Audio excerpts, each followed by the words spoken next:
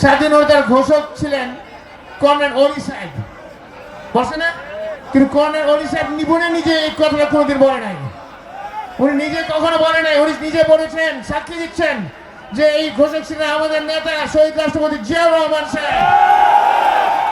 আর আজকে উনি আমাদের আমির সাহেব বলেন স্বাধীনতা বলেন উই রিভল্ট বলে কথা দিচ্ছেন কর্নেল অলি সাহেব।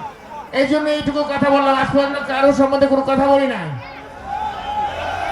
আজকে বললাম যে সেই দিন জনাব আমির সাহেব উনি আমার নেতাকে নিয়ে তুই আমারই করে কথা বলেছেন, সেটা কোনো রাজনৈতিক শিষ্টাচারে পড়ে না, কিন্তু উনি বলেছেন সেটা। উনি বলেছেন আরেকটা খুব খারাপ, মানে একটা অসত্য কথা বলেছেন।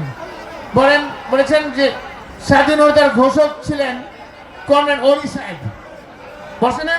কিন্তু কর্নেল অলি সাহেব নিবনে নিজে এই কথাটা কোনোদিন বলে নাই।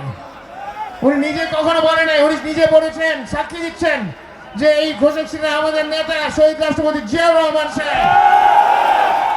আর আজকে উনি আমাদের আমির সাহেব বলেন স্বাধীনতা বলেন উই রিভল্ট বলে কথা দিচ্ছেন কর্নেল অলি সাহেব।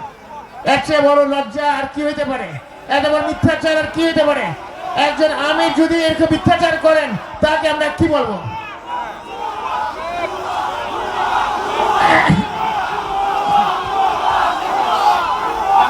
এই তিন